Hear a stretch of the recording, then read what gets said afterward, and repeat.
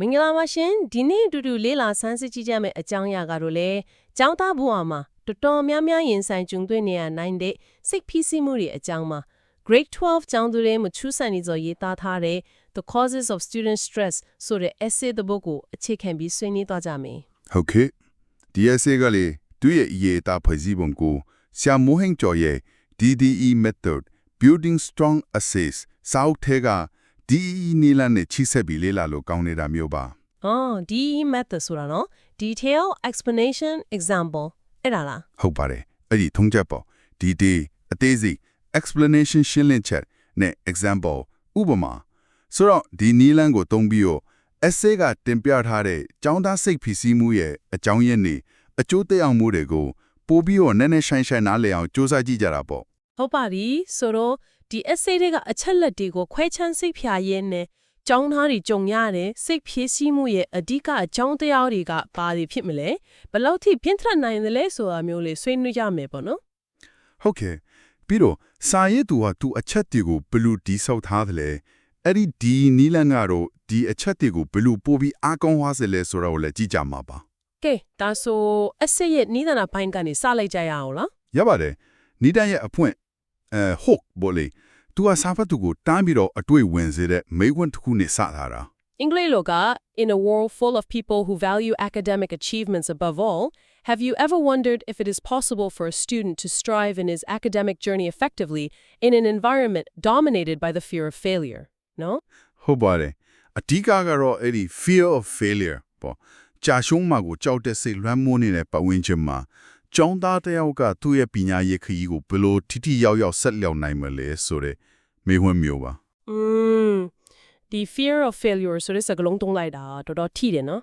ဘာလို့လဲဆိုတော့ပညာရေးအောင်မြင်မှုကိုအရန်တန်ဖိုးထားတဲ့လူအဖွဲ့အစည်းတွေမှာဆိုကျောင်းသားတိုင်းနှီးပါဖန်ဆားဖို့တဲ့ဖိအားတစ်ခုကိုတန်းပြီးချောက်ပြလိုက်တယ်လို့ပဲဟုတ်တယ်လေစာဖတ်သူကိုကြောင်းရတဲ့ချစ်ချင်းဆွဲခေါ်သွားနိုင်တဲ့အစားပြုမှုမျိုးပေါ့စဉ်းစားစရာလည်းပြည့်သွားတယ်ဟုတ်ကဲ့ပြီးတော့ hook ပြီးတော့နောက်ခံအချက်လက် background information လာတယ်နော်ဟုတ်ပါတယ်အဲ့ဒီမှာ तू က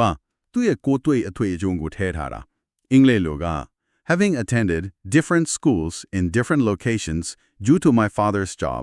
I have witnessed that stress has occupied most learners' lives in a rural school or in a highly competitive school in a big city, despite differences in severity.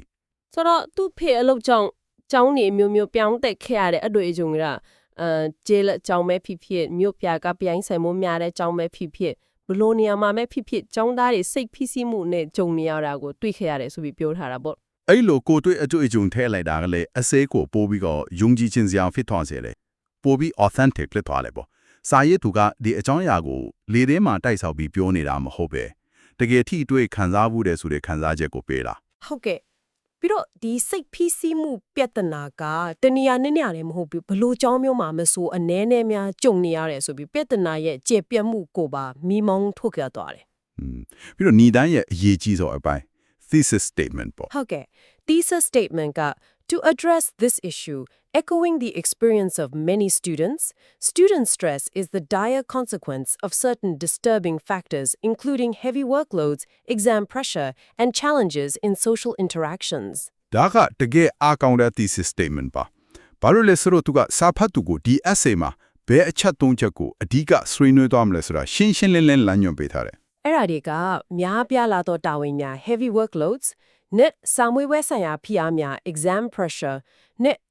လူမှုဆက်ဆံရေးဆိုင်ရာစိန်ခေါ်မှုများ challenges in social interactions ဆိုတာဒီပေါ့နော်ဟုတ်လေရှင်းရှင်းလင်းလင်းပြထားတယ် dire consequence disturbing factors ဆိုတဲ့စကားလုံးတွေကလည်းအလေးနဲ့ဆုံးဖြစ်စေတယ်ကောင်းပါပြီဒါဆိုပထမ body paragraph ကိုဆက်သွားကြမယ်ပထမအကြောင်းရင်းဖြစ်တဲ့ heavy workloads အကြောင်းပေါ့ဟုတ်ကဲ့ပထမဆုံး body paragraph သူရဲ့ topic sentence မှာကိုကဒီအချက်ကိုရှင်းရှင်းလင်းလင်းပြောထားတယ်အင်္ဂလိပ်လိုက With today's higher education standards, anxiety in the majority of students is caused by heavy workloads, hindering students' learning efficiency. ဆိုလိုတာကဒီနေ့ခေတ်ပညာရေးစံနှုန်းတွေမြင့်လာတာနဲ့အမျှကျောင်းသားများစုဟာတာဝန်တွေများလို့စိတ်ဖိစီးရပြီးသင်ယူနိုင်စွမ်းပါထိခိုက်လာကြတယ်ဆိုတဲ့သဘောပေါ့ဟုတ်တယ်အကြောင်းရင်း workload များတာနဲ့အကျိုးဆက်သင်ယူနိုင်စွမ်းချိတ်ခိုက်တာကိုတန်းချိတ်ပြထားတယ် thesis ရဲ့ပထမအချက်ကိုတန်းဖန်းထားတာအဲ့ဒီအချက်ကိုသူကဘယ်လိုအသေးစိတ်ရှင်းပြထားလဲ detail ပေါ့ detail ဒီနည်းနဲ့က As modern educational institutes turn to give students many assignments and projects within inadequate deadlines, students may feel stressed out, rushing to accomplish the homework in various subjects, so be beauty. အော်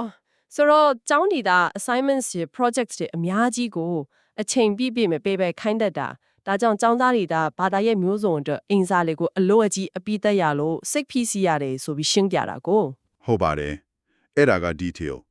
ပြီးတော့ explanation E အနေနဲ့ကအဲ့ဒီ detail ကိုထပ်ရှင်းတယ် Additionally, students are likely to feel anxious if they cannot complete everything to a high standard due to their heavy academic workloads. ဒါကပုစိတ်ဝင်စားဖို့ကောင်းတယ်အလုပ်များယုံတယ်မဟုတ်ပဲအဲ့ဒီအလုပ်တွေကိုအရေးအသွင်းမြင့်မြင့် high standard ပြီးချင်တဲ့စိတ်ကလည်းဖိအားဖြစ်စေတယ်လို့ထပ်ရှင်းပြတာပေါ့ ဟုတ်တယ်လေ။အလုံးများလို့ stress ရတာတပိုင်းအဲ့ဒါကိုမှကောင်းကောင်းလုပ်ချင်တဲ့စိတ် high standard မိချင်တဲ့စိတ်ကပါ stress ကိုပိုဆိုးစေတယ်ဆိုတဲ့စိတ်ပိုင်းဆိုင်ရာအချက်ကိုထည့်ရှင်းပြသွားတယ်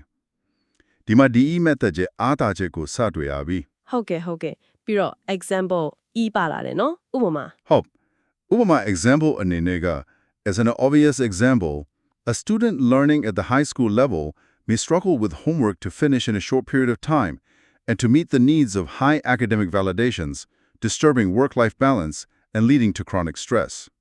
so be အထက်တန်းကျောင်းသားတယောက်ကိုထောက်ပြတယ် ဥပမာအနေနဲ့အထက်တန်းကျောင်းသားတစ်ယောက်ဟာအချင်းတို့အတွင်းအင်စာတွေအိမ်မရှိကိုအရေးတွေးမြအောင်လုပ်ရတဲ့အတွက်သူ့ရဲ့အလုပ်နဲ့ဘဝဟန်ချင်းညီမှု work life balance ပြည့်တွင်းပြီးတော့ chronic stress လို့ခေါ်တဲ့နာတာရှည်စိတ်ဖိစီးမှုတွေဖြစ်လာနိုင်ပါတယ်တဲ့ဒီဥပမာကအပေါ်ကပြောခဲ့တဲ့အချက်တွေရဲ့လက်တွေ့အကျိုးဆက်ကိုအရေးမြင့်လာစေတယ်နော် ဟုတ်ပါတယ်တိကျတဲ့ target group နဲ့လက်တွေ့ကျတဲ့နောက်ဆက်တွဲဆိုးကျိုး chronic stress work life balance ဖြစ်တာဒီကိုချိတ်ပြထားတော့အားကောင်းတဲ့ဥပမာဖြစ်သွားတာပေါ့ ဒီစာပတ်ရဲ့နိဟုံးချုပ်ဝကြကတော့ဘလို့လဲ Concluding sentence က30 pages ဆန်တယ်ကြိုတင်ခန့်မှန်းချက်လိုမျိုး Providing that this constant pressure comes along with students in their learning process, certain concerning problems, such as sleep deprivation, low self-esteem, and poor performance can be triggered. ဒီလိုဖိအားတွေဒါဆက်ရှိနေမယ်ဆိုရင်ကျောင်းသားတွေမှာအိတ်ချိန်မလုံလောက်တာ sleep deprivation ကိုယုံကြည်မှုကျဆင်းတာ low self esteem နဲ့တင်ယူမှုဆုံးဆောင်ရကျဆင်းတာ poor performance တွေလိုမျိုးပြဿနာတွေဖြစ်လာနိုင်တယ်လို့တတိပေးပြီးနှိဂုံချုပ်ထားတာ ဒါကဒီ workload များတဲ့ပြဿနာရဲ့လေးနက်မှုကိုပိုပြီးအလေးထားမိစေတယ်ကဲဒါဆိုဒုတိယ body paragraph ကိုတွားရအောင်